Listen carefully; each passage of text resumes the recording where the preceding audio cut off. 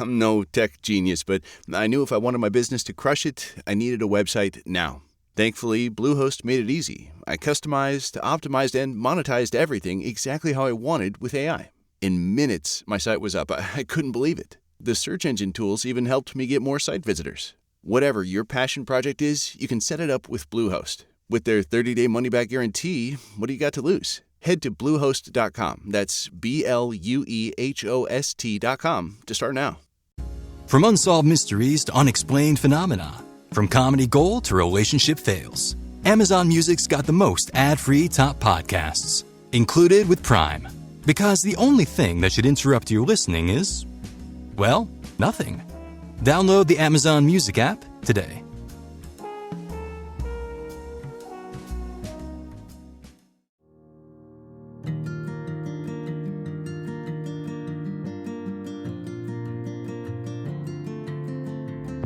Hello, everyone, and welcome back to the Energy to Heal podcast. I'm Laura, I'm your host, and today we've got a guest for you. I love putting out these episodes where I bring people on to share their Splankna stories because this modality is all over the country, all over the world, and there's so many different perspectives of it. So I have a guest. Her name is Dana Hernandez, and she works at a place called Brain Balance, which if you've never heard of that before, I'll have her give an introduction. But my goal for today, you guys, is to introduce you to this idea that the brain changes in trauma. And when it changes, there are ways to get it to change back, which is a large goal of Splankna, is to unwrite the way that the trauma affected you and the way that you see the world. But we're going to get into much more of a physiological, maybe even scientific version of that today. So Dana, thanks for being on the podcast and taking your morning to be with us. So excited to be here. Love it so much. And if you guys are new here, Dana's actually been on the podcast before in our first season. So she's a returning interviewee. And I had Dana, so many people that talked about your episode specifically and how much they learned. If I had to guess, it's because people are like, we all go through hard stuff. We suck it up. No big deal. Move on. And your message was like, no, your brain actually changes when it goes through trauma, when it's affected by this world that we live in. Like, there's a physiological process to this. And my nursing brain, my registered nursing brain, loves this conversation so much. So can you just talk a little bit about, just introduce yourself. Where are you from? Where do you work? And what is Brain Balance? Yeah. So I live right outside of Atlanta, Georgia, the big city of Atlanta. I live out, and I actually have two pretty full-time jobs. I do manage am the executive director of multiple Brain Balance centers in the Southeast. So I have the Louisville, Kentucky Center, one in South Atlanta, Peachtree City, and two in Florida, one in Winter Garden, Orlando area, and one in Coral Springs, Fort Lauderdale area. And I'm the executive director, or one of the executive directors of those centers, do a lot of training and things like that. And then I also have a private counseling practice in Georgia called Rizoo Counseling that I've had now for 8 years, where I incorporate Splankna, mostly for adults, but also what I've learned in my experience using the Melillo method, which is what Brain Balance is founded on, as well as just using the functional neurological perspective of how to change the brain, which is what we do at Brain Balance. So that's kind of who I am and what I do. So just a few things. You're just a little busy. Just a little bit, yeah. Lots of spare time. So tell me, in your world, what is the kind of trauma we're talking about here? Is it just physical trauma? Is it physical and emotional trauma? What do you work with at Brain Balance and in your counseling practice? Yeah, so, I have been a part of Brain Balance now for 15 years, and something that I started to notice, Brain Balance, especially back then, now we're starting to work with adults just recently, but we only focused on kids for 13 years. And so I started to notice kids that came through the foster system, kids who had been adopted, or children who experienced traumas, some that were really big, like their house burning down, some that were like their parents got divorced, or there had been the death of a caretaker, like a grandparent that they were really close to.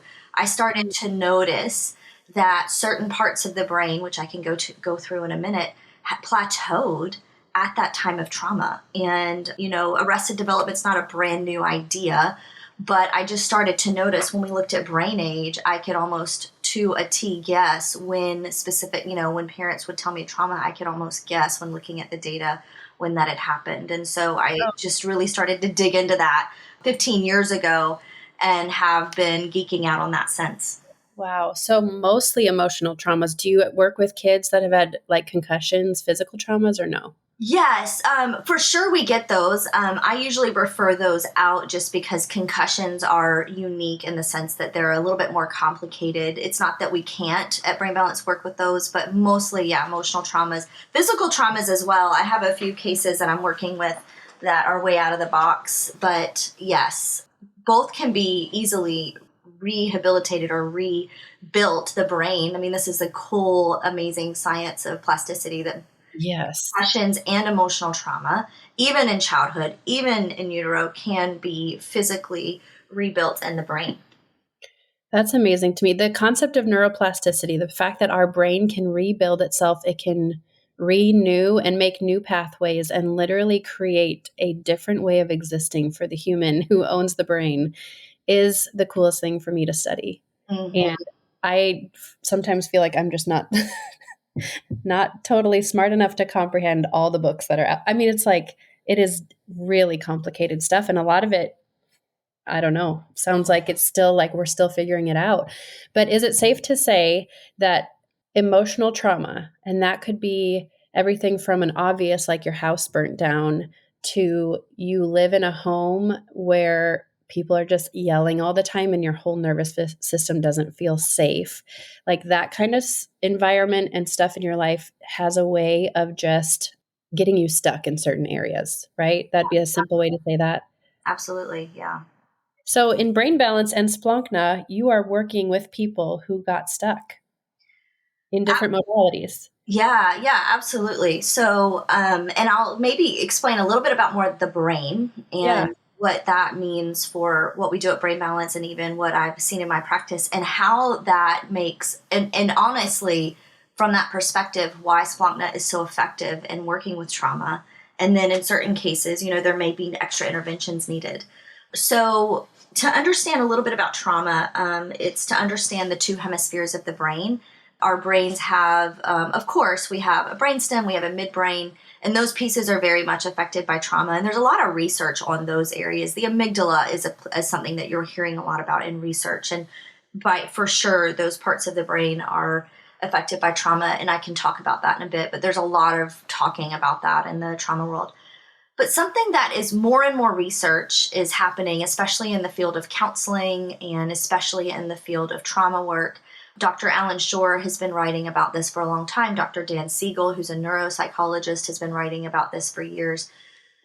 The two hemispheres of our brain, it's important to understand that. And we have two hemispheres. We have a left brain and a right brain. And everybody's taken a Facebook quiz, or I hear people all the time say, oh, well, I'm not very creative, so I'm not very right-brained.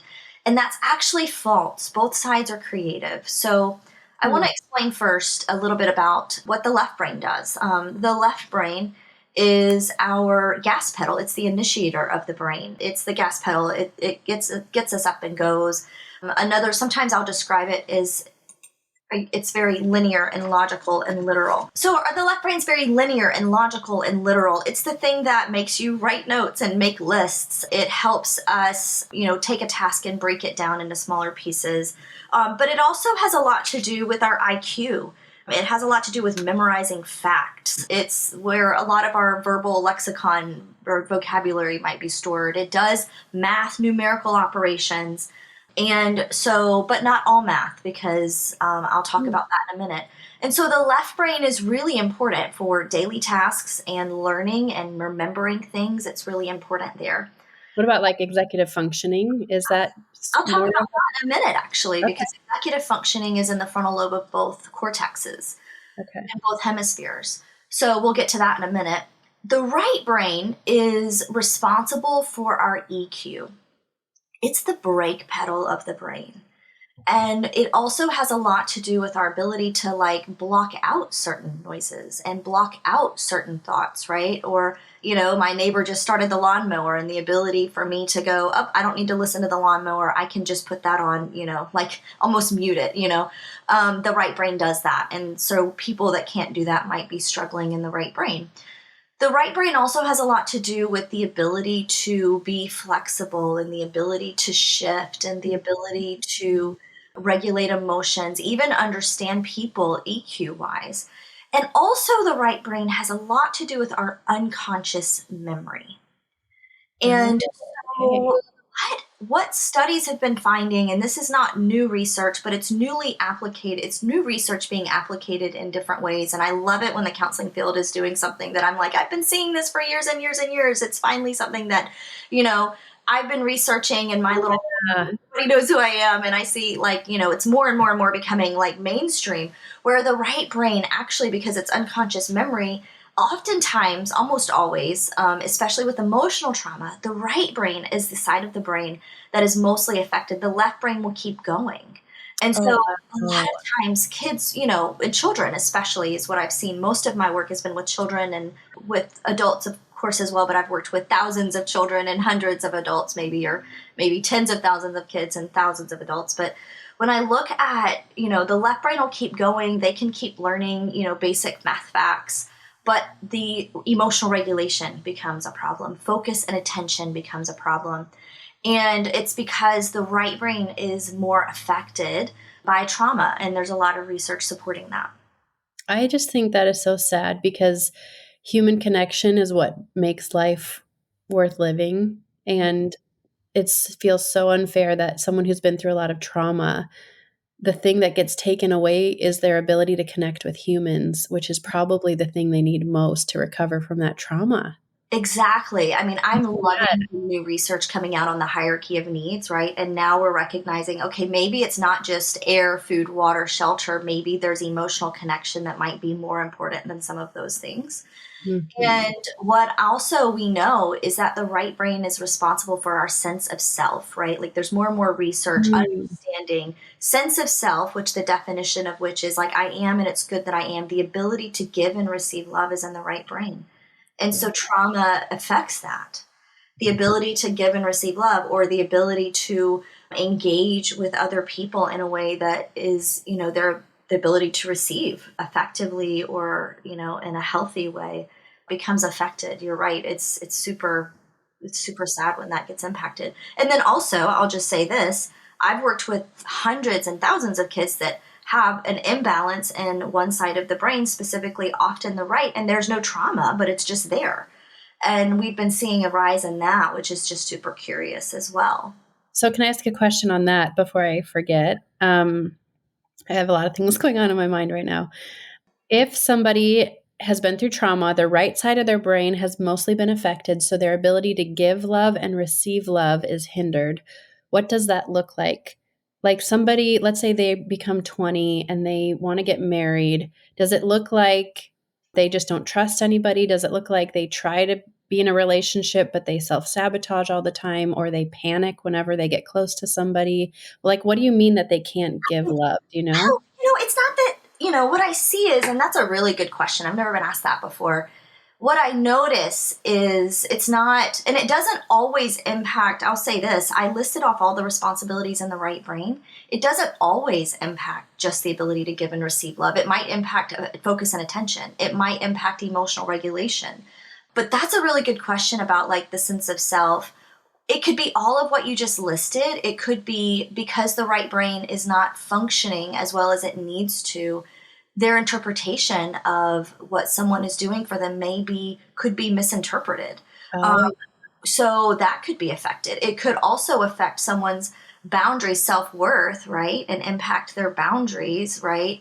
Which could, in Splankna language, create all kinds of agreements because they are, just letting people in that shouldn't be let in because they don't have a sense of self to recognize I'm worth more than this, right? So I shouldn't be letting these people in because they're actually they're actually not loving me. This is not true love, right? And so it could look like that. I mean, it could look like so many different things relationally, But in the end, it's going to majorly impact an appropriate ability to give and receive love, or being able to interpret that appropriately and healthily, as well as their ability to respond to it.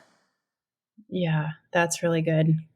Yeah, I've got a friend who has been through a lot of trauma, and she's working really, really hard to heal that trauma. And she said, she's like, I want to figure this out before I choose a spouse, because I don't want the trauma version of me to choose my spouse. I want the healed, whole, I know who I am, I know my value version of myself to Bingo. choose a Yeah, spouse. she's That's wisdom amazing. right there. But she's struggling. I mean, it's like she knows, like she does. She panics and she doesn't trust her instincts, and it feels scary to her when people get close and when they like her. And it's a whole journey. But I want people to hear this that are listening. It's like, you so deserve somebody to love you, a healthy person to love you, and to be a healthy person back. And if you've been through a lot of emotional trauma, this healing is worth the work, whether it's through whatever modality. But anyway, sorry, I went off on a tangent with that right brain, because that is like, I spend a lot of time on TikTok talking about healthy relationships. I my I just it's like I so desperately want people to know how to have healthy relationships, because it affects everything else. It'll affect your finances and your access to joy in life and your ability to feel peace in this world if you can have healthy relationships. It is at the core of, I believe, it's at the core of how we were created by God. It's at the core of who we are. Yeah, you're right. Okay, so you've got left brain, right brain. They both do different things, and trauma mostly affects the right brain.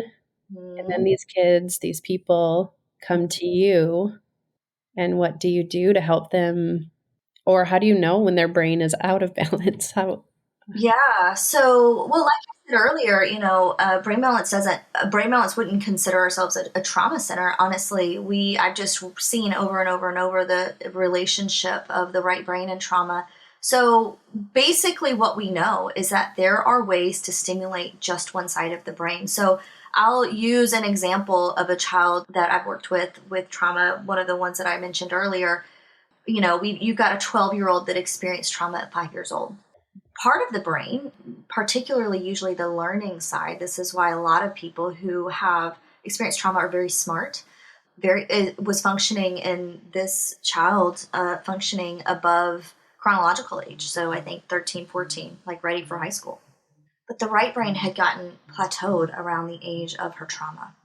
And so the goal there, so if her trauma happened around 5, then you've got a right brain, an emotional regulator, right, of a 5-year-old, and you have the focus brain potentially of a 5-year-old, and this impacts executive function, like you were saying earlier, because executive function is both sides working together. And in order to see someone really realize their full potential, both sides need to work together, because the two hemispheres are zooming constantly. But we all know when one person's having internet issues, that Zoom call becomes really affected. And so the two hemispheres have to be able to be balanced in order to be able to communicate. And you want them both functioning at the age of the child. Now, in adults, we don't have standards. We don't talk about like, a 41-year-old should be able to process like this, although we probably should. But in working with children, there are standards of what a child should be able to do at certain ages. And those standards are how we figure out age. And so in the example that I just used, you have a 12-year-old whose right brain is functioning at potentially 5. And then you have the left brain functioning, a little bit above their age. The goal is to get that to balance. I worked in a residential facility in Missouri for many years, and a lot of these teenagers had trauma. And over and over and over, what we saw was as we activate the right brain, and there are senses and movements to activate the right brain, we would see emotional regulation become, improve. Now you've got the emotional regulation of an 8-year-old. Now you've got the right brain processes abstract big picture, the ability to see your life from a big picture perspective, the ability to read something and really comprehend it. All of that is in the right brain. And so you start to see all of that improve. And so as you activate the right brain, there are right brain colors and there are right brain colored glasses that they can wear. And we do very specific sensory activities. There's right brain smells that they can do in just the right nostril, but the rest of the body is the left side to activate the right brain. And so very specifically activating that right brain improves the connectivity in the right brain. And by doing that, what it does is it improves the ability for the brain to both communicate on both sides. Wow. So it's almost like you got a right arm and a left arm, and you might have one super strong dominant arm that can carry 100 pounds and the other one can barely lift 10. You're going to spend most of your time lifting weights with the one that can only lift 10. So you even out. Yeah, exactly. Yeah. So what would you say to parents who are like, I have a kid who's really, really struggling with emotional regulation, but it's not like they've lived a traumatic life. They haven't had their house burned down. They haven't been in a big car accident, but they're really struggling. Like, I wonder if people would be surprised at what can count, quote unquote, as trauma. Yeah. I don't want people to think that, well, my house hasn't burned down, so there's no way my kid has registered anything as trauma. Well, and that's why I said earlier, Brain Balance isn't a trauma center, but we do work with a lot of kids as we do their intakes that have experienced trauma. But then sometimes it's, it might be something that we're unaware of, like something generational, or it might be just something that, we're seeing a rise in a lot of kids that are struggling with focus and attention. I mean, there's a rise in all of these areas, right, of neurodevelopmental disorders. And so one thing that I say to parents is, especially parents that are doing their best, which I believe most are, it's not your fault. That's the first thing I always say to parents, like, it's not your fault. And two is that there's a lot that we don't understand of what's causing some of these environmental things that are happening that are causing a lot of that, the rise in that. So if a child hasn't experienced trauma, but can they still have a weak side on their, for example, right brain, or even on their left side, actually, which we're not talking about today. But yeah, it's possible that it's just weak because of genetics or of something, environmental that is not related necessarily to emotional trauma. It can still happen without that, but definitely can be compounded by trauma. Yeah, that's a good point. I want to tell you a little story because I'm guessing this is something you see a lot in Brain Balance, and I have permission to share this. And actually, the mom is going to be coming on the podcast to tell her story about this, but she had reached out to me because she had a son who was extremely dysregulated emotionally. Like, she explained, they had gone to a restaurant and they put butter on his pancakes. Well, he didn't want butter on his pancakes. His whole body went into fight or flight. He ran through the restaurant, and it was an hour before they could get him to get back to a regulated state again, all over a square of butter. Mm-hmm. And I feel so passionate about talking about this because most of us have been trained that if that's your kid, you better punish them because they are being so naughty and they embarrass the heck out of you in this restaurant. And how dare he make such a big stink out of butter? And I want people to hear this perspective, because what if it really is your kid is struggling with emotional regulation, like their brain is not processing an emotion like you process an emotion. And what they really need is not shame and punishment, but they need someone to come alongside them and be support for them when they feel like their whole body's on fire. Right. 100%. I couldn't echo this more. And I agree with you. All the time when I hear stories like that, which I do every week, of parents who are like, oh, and there we were in the restaurant and we're that family. And, the shame that can come with that, which shouldn't, because in a case like that, and sure, children can have behaviors. My take on behaviors is it's always a message. And so sometimes there's discipline needed, but a lot of times in a case like this is not disciplinary. What happened probably in that case is the left brain is very rigid. It's like, this is how I want it. This is what I'm expecting. And when that gets shifted, the right brain has to be flexible and regulate. And when it can't, you get the brain sends a signal down to the brainstem. This is, my life is in danger. There's a bear coming. And that's when you get that fight or flight response, which is what happened with him.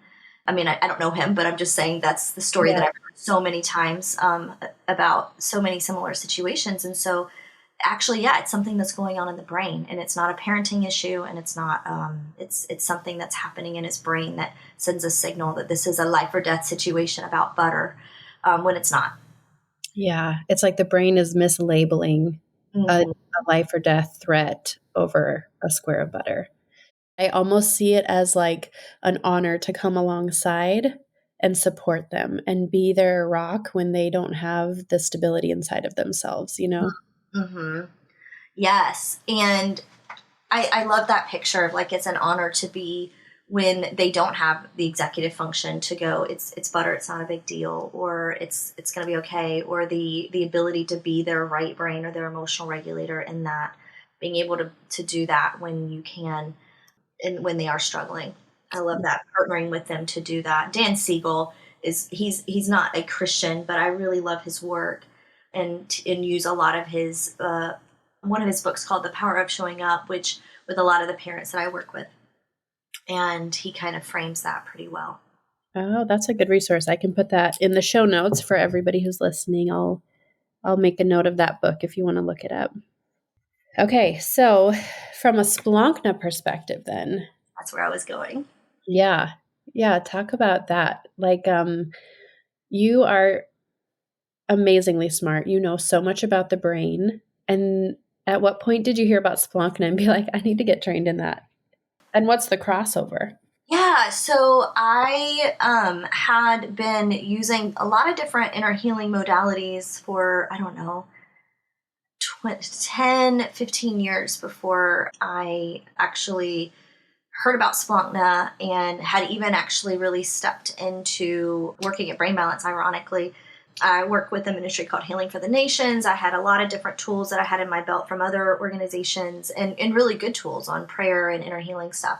And I knew that was a big part of what I was called to. Body, soul, and spirit, though, was constantly on my mind. And I was like, well, there needs to be more. And so when I heard about Splankna, I was like, yes, this is the body. This is part of the body, soul, and spirit piece. And so I think my counselor actually introduced me to it in Kansas City back in 2015, I think. And then I started my process in 2017, I want to say.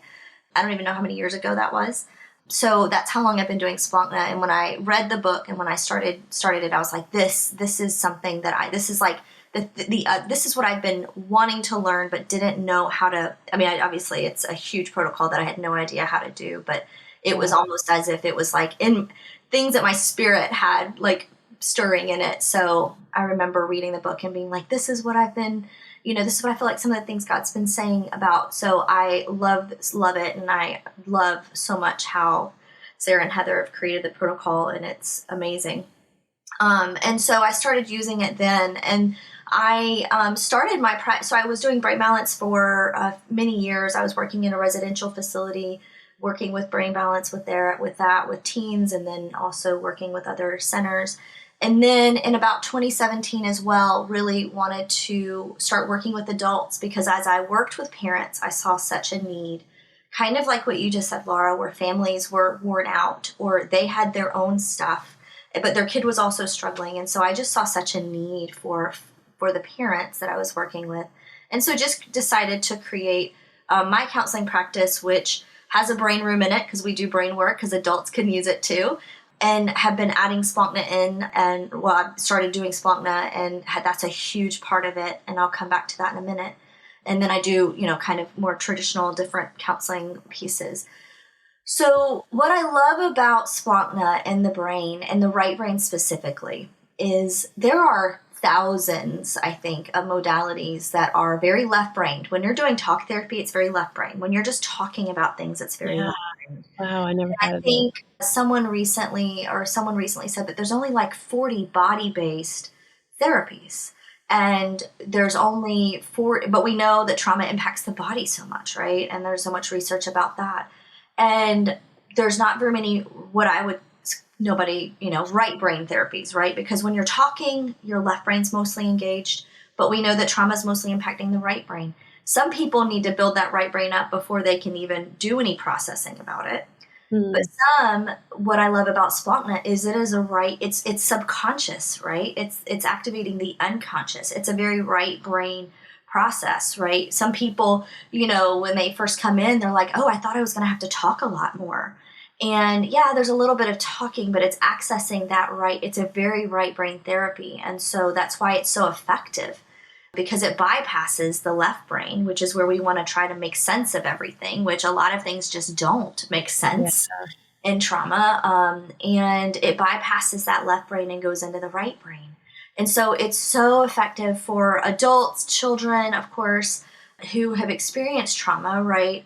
The A trauma or the B trauma, right? The neglect and missing out on things, but also those big T traumas that we think about. And it's so effective to get to the root. Most of the times, my clients will say, like, it would have taken us years to get to that. And I'm like, especially in talk therapy, it would have taken years to try to get there. And yet we got there in an hour. I love when a client says, what? That's what we're working on today? I would have never been able to tell a therapist that. Yes, I hear that all the time. And I love that for that reason. And it's why it's one of my favorite tools for that reason. Yeah. So the other thing I was going to say about that is, like, I'll get maybe teenagers that come in to work with me, and you can tell they do not want to be there. Their mom is making them, and they won't look at me, and their body's all slumped. And when I tell them, like, hey, just so you know, I'm going to do most of the work today. Like, you don't have to go into depth and tell me about what's going on if you don't want to. They relax. I feel like that is when their body relaxes, and they're like, oh, thank goodness. Yes. And it takes the pressure off of them. It's so, so different than, tell me why you're struggling. Right, because a lot of times that's such a tough time for them. They don't know. They don't even know why, right? And they have such a hard time. I mean, I find adults as well having a hard time trying to figure out, why am I anxious, or why am I, feeling like this? So yeah, I find the exact same thing, Laura, with teenagers. I work with a lot of young adults, and they think, oh my gosh, this is just another person I have to talk to. And it's like, no, actually you don't. I know. You just almost get to be in the receiving mode. Mm-hmm. Yeah. Yeah. The other thing I was going to say about that kid that I had mentioned whose mom came to see and do some Splankna sessions is they had driven quite a ways to get to Omaha to do like a 3-hour intensive with me. And we did as much as we could in those 3 hours. That's a long time for a little kid to sit. We played, we took play breaks. We made it as goofy and fun as possible. And then they left. And I was like, oh, I hope that helps that mom. But you never know in the moment, right? Like, you never know what the outcome of the session is going to be. Well, she was texting me for the next 2 weeks, and she was like, Laura, I have had the best week with my son that I have had ever. And she starts sharing these stories about, like, he's still getting upset and having big reactions to things, but it's lasting 10 minutes instead of an hour. Mm-hmm. And at the end of it, he apologizes and he gets remorseful, and he's connecting with his little brother in a way that he's never done before. Like, she told this story of, like, her younger son was sad and crying in his room, and he went in there to read him a book just to calm him down and make him feel better. And she's like, that kind of stuff I've never seen him do. Wow. And it was just in 3 hours. Like, this modality still amazes me. Mm-hmm. Like, how could you get that kind of progress in talk therapy? And again, I always say I love talk therapy. It's amazing for teaching you new tools and helping you realize things about yourself that you didn't know were there. But there is something about that right side, that subconscious part of you that's driving your behavior that you just have no idea what it's operating. Mm-hmm. Like, what a beautiful, easy way to let go of something and get healing in one afternoon. I know. And I love that. I love how Splankna works with kids like that. And it's always curious because you're like, I don't even know, how that went. Right. I always feel that way with younger kids, especially. And yet I love stories. Of course, I work mostly in my practice with Splankna with adults, and then have the brain room for some adults that still need that. But when I find when I combine the two, it's really effective, especially for people who've been really stuck. I get a lot of people who are really just been in a really hard place or a stuck place, and I have found the combo of both really helping people get unstuck pretty quickly. But I find with adults, but especially with kids, how when we go to, a route or we do a set, whatever, whether it's a theme or whatever, when you go through that and the aha and the prayer piece with kids, I'm always amazed by days later how the parents are like, he was so different. I feel like there's a faith piece, I think, that's honored by the Lord and how kids respond to Splankna, which I just think is beautiful. I do too. I really enjoy working with kids. Like, I like trying to explain the emotions to them, like if it's loneliness, just being able to, I'll explain something. And if they're looking at me like, I have no idea what you're talking about, then I'll be like, okay, pretend you're on a playground and you go up to someone and they don't want to play with you. And then you're all by yourself on the playground. And then they look at me like, oh, that would be awful. It's like finding that way to explain it to them where they can connect with the emotion, and watching kids just get excited about what we're doing. Like I'll explain it to them like, okay, we're kind of going on a little treasure hunt today. We're trying to figure out this story. Can you help me? And, when they start buying into the like, okay, let's do this. Yeah. And I want parents to hear that too, because it's like, you're like, how could I get my son or my daughter to sit for an hour? Like you can make it playful and you can make it fun and much more addressing a child than an adult. Well, and it's always, I always find from parents, and I find this with my adults about themselves, they're always like, oh, that's what they're feeling, or, oh, that's what I was feeling. Yeah. Always such a, there's like the curiosity of, discovery in that. It's like, oh. An English word to an emotion. Yeah. Right. Is there something people can do? And it's okay if there's not, but I'm just curious, like if people are listening to this and they're like, oh crap, I think I've got a weakened right side of my brain. Like I'm dysregulated. I can't process emotions very well. I'm easily distracted. I can't connect with people. Is there like I'm envisioning brain balance and Splankna are like going to the gym and hiring a personal trainer, but are there just like push-ups you can do at home for the brain? Are there just right brain exercises that somebody listening to this right now could do with their elementary schooler, with themselves, knowing that this is helping my right side of my brain? Yeah, so that's a great question. And there's, hundreds of activities to use to strengthen. But the first things that come to mind are, let's go back to the senses and let's go back to motor. A few things when we're talking about kids, but it always is true about adults too. Something to remember is that screens stimulate the left brain. And so the best thing to do actually in cases with kids that are highly anxious, which is usually an overactive left brain and a brake pedal that can't keep up with it, in the right brain where the right brain is struggling, pulling back screens, and I would say the same for adults, is something that can be done just easy, right? It's not easy because it's hard, but that's something that can be done. And moving the body more, right? So motor is something that drives the brain development, especially in children, but it's also really important for us, so moving. And then you can add to that specific right brain senses. So, for example, eucalyptus and peppermint are essential oils, or the smells. Just go pick some mint if you're a gardener, and you can smell that through just the right nostril, because the smell is the only thing that's hardwired that doesn't go across the body. Oh, I was just going to ask you, wouldn't it be the left nostril? But that's the only thing that's not crossed. That's interesting. Yeah, everything else is opposite. So not with smell, it's hardwired to the brain. And actually smell is one of the fastest ways to get to the limbic system and activate that right brain. And so peppermint, eucalyptus, those earthy smells, right, tea tree oil, like that, are going to stimulate the right brain. If it's sweet, it's going to be stimulating the left brain, so that wouldn't be right brain. So if it's like lavender or rose, that's going to stimulate the left brain, so that's not it. So you want to go for those right brain smells, those right brain eucalyptus, pepper, anything that smells earthy and like you could probably, grow it. Even coffee actually would be more of a right brain smell. So you could diffuse that in your house, and that that's helping your kids' right side of their brain, or your right side of your brain. Is it like over time, if you do this over months, your brain will strengthen, or is it like immediately in that moment it helps wake up your brain?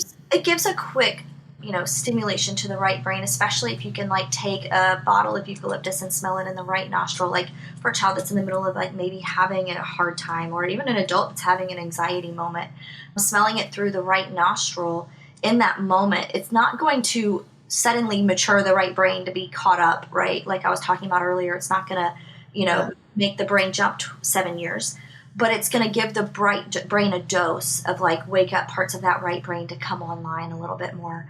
Also doing something like wearing filtered blue glasses, like blue safety glasses, is something that could be done for the right brain. And, whereas yellow is a left brain color, so you wouldn't want to do yellow, you would want to do like blue glasses or purple glasses that would be activating that right brain and stimulating that right brain. That's something that can be done, for kids or adults that have anxiety, for example. And in those moments of anxiety, it's a way to have the right brain get a little bit of a strength to be able to come in and help regulate emotions in that moment, or even just, doing that, a few, 30 minutes a day and doing some smells on that right side, on that right nostril. That's something that can be done. Those are two simple things that can be done. And then if you add that with some movement, even just walking or jumping on the trampoline, that is, movement is always helpful for the right brain. That's amazing. So is that why, like, if my kids watch a show and I turn the show off, sometimes they are pretty emotionally dysregulated. Like all of a sudden they're crying about, I don't know what, or they're more likely to fight. Like it seems like screens make them emotionally dysregulated. Is that because of the left brain thing? That's a whole other podcast, Laura, and I'm serious. This is a soapbox of mine, screen time. Okay. So yes, I will give the 30-second version. My favorite author on this is Kadaris. I think his first name is Peter. He's a neuropsychiatrist that studied addictions and he worked in like actually helping adults through substance abuse. But for the last 10, 15 years, wrote the book called Glow Kids, and now another one called Social Madness, which is about social media and kids, and then of course screens and kids. And this is a soapbox because I've seen it, and with my work with the brain, have completely 100%, see the research that he's done, that what happens is your children, when they watch screens, or if they're playing an iPad, or when they're watching something on TV, the left brain gets this massive dose of dopamine, and the left brain is actually the part of the brain that actually produces and uses dopamine. And so the producers of TV shows and all these games are creating a dopaminergic response, right? So it's getting the left brain really amped up, and it's just stimulating the left brain. And so then when you take that away, a few things are happening. One, the brain goes, where's my dopamine, right? Oh, sure. It's a crash. Yeah, it's a crash. So you have that. And then you have that the right brain hasn't been being activated because you're not moving. And because they are, often very intentionally stimulating mostly the right brain, because that's what makes us want more of something. The left brain is it's the part of our brain that's most likely to, grab an addiction, have a dopaminergic response. I want to keep playing Candy Crush, or I want to keep playing this thing or watching this thing. That's our left brain actually that latches onto that. And so for the most part, I'm simplifying it, but the left brain has a lot to do with that. I need more dopamine, give me more. So yeah, you turn it off, and then that is so common, Laura, that families struggle with that. I ask that question a lot. Well, how does he do when, screen time's over? And I can almost predict always, oh, it's horrible. It's a big meltdown. So it's because the left brain's gotten such a big dose. And if there's a right brain weakness involved, then it's going to be an even bigger crash. Yeah. Come in and regulate it. Does that answer that question? Yeah, totally. So it would be better to do it in smaller doses, like a 20-minute. If you're going to need to turn the screen on, do it for a short amount of time. And if you're seeing massive meltdowns when the TV is turned off, it might be because it was too long, or because there really is a right-sided weakness present. Yeah, very likely. Yeah. And I always encourage families too. And I know this is hard in the winter in places like where you live, where it's like, could be really cold, but double the motor, meaning okay, 20 minutes of screen time, it's 40 minutes of movement. So, and I mean, I really recommend, no more than an hour of screen time a day for children who are under 10 or 12. And that's a hard hard hour. Like that's including their homework time, which it's really hard to do, but it's really important. Yeah, everything seems like it's around screens these days. Yeah. Okay, I'll finish with this. I have another friend named Sarah who's coming on soon to share her story about Splankna and how it helped her son. But I'm curious, she really loved your episode specifically last time you recorded it. And she's got a son who's 18. This most recent winter, he got in a car accident and got a very severe concussion. When he went to go work on it, they basically told him, like, your right side of your brain is offline, like it is checked out. And he, of course, had many, many struggles that went with that. And I don't understand the intricacies of it, but they would go every other week and they would do these measurements to see how his right brain was doing. And not, every week it was like minimal progress. They were doing the right brain exercises at home and just kind of inching along. Well, he finally did a Splankna session, and then they went back the next week and the doctor was like, finally, we're getting like way big jumps on your right side of your brain. He's like, this is the first week that we've seen a big jump. Well, he didn't know that this kid had done a Splankna session. But my friend was like, oh my gosh, it has to have been the Splankna session. So what happened there? Why did a Splankna session about the car accident? Like, what's the scientific explanation for what happened there? So, something that this is a very simplified way of understanding both physical trauma and emotional trauma in the brain, but the right brain seems to be the weaker area. That it's kind of like trauma can be like an earthquake and a concussion for sure to that part of the brain. And so when I love that story. I want to do research on it. I just love it so much. I can't wait for her episode. But what happens is that if you think about when we see pictures of where an earthquake has happened, right? You have some people, some buildings do fine, right? Which is like some structures of our brain. Some people's brain can handle more trauma than others, right? We know that from veterans, same experience, but different responses. But certain parts of the brain, and then when a concussion happens, or in this case, the right brain was really affected. Splankna is like going in and starting to kind of rebuild because you're accessing that subconscious and you're giving that right brain a dose of input and you're starting to reconstruct parts of that right brain because you're accessing some of the emotions, you're accessing some of maybe even some memories, the unconscious memories that haven't been able to come forth because they're unconscious. And so that all gives the right brain a big dose of input. So that's the most fascinating story ever, but it makes absolute sense with everything that we know about the right brain. Yeah, it's so cool to have a brain, like something that measures brain activity before and after a Splankna session. Like that is an experience I don't ever get to do as a practitioner, but if you about if something was if you had a building, right, that was experience, you're picking up the rubble of a building, you probably went in and moved a few bricks, right, or started to rebuild, started to put some things together that hadn't been able to be accessed before that. Yeah, which is so cool because it literally, if you've ever done a Splankna session before, you guys know that it's just so chill. It's not a huge, massive, it's like, okay, there you go. And then to be like, oh my gosh, we're seeing brain waves again, or we're seeing activity on that right side of the brain in ways we haven't before. It's like, continues to be shocking to me that something so simple and so quick would make such a big impact on a person's behavior or actual physiology of their brain. So cool. Mm-hmm. So thank you for being here. This is everything I love talking about because I think it could apply to everybody. Even if you've never been through a lot of trauma, someone who, as we've described, the right side of the brain kind of being weakened, someone who lives like that. And it's not just their personality, and it's not always just because they're a jerk. Like some people have a physiological process going on with their brain, and there are healing modalities out there in the world that can help you. They can help the people you love. I hope that this gives you hope. Mm-hmm. I hope that you hear this and say, maybe I don't have to be like this for the rest of my life. Maybe I can grow and heal and get access to a new level of peace and joy and identity and all the things that come when you let go of trauma. So thank you guys so much for being here.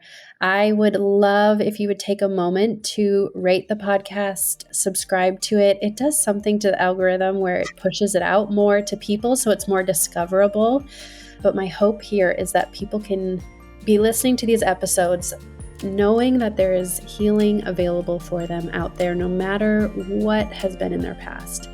So we'll see you next week, and thanks for being here.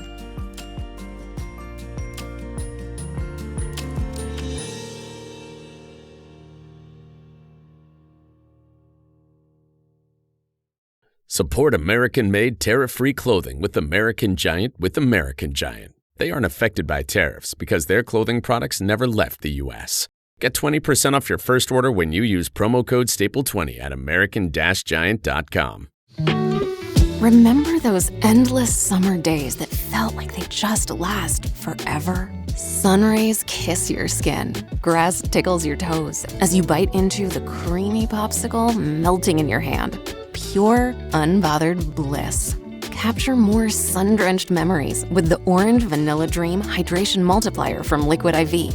This nostalgic vanilla flavor with notes of candied orange can help keep you hydrated while savoring your favorite golden hour moments. No matter how hot your summer gets, just one stick of Liquid IV and 16 ounces of water hydrates you better than water alone. It's 3 times the electrolytes of the leading sports drink, with 8 vitamins and nutrients for refreshing on-the-go hydration. Live your summer dream with Liquid IV. Tear, pour, live more. Go to liquidiv.com and get 20% off your first order with code INDULGE20 at checkout. That's code INDULGE20 at liquidiv.com.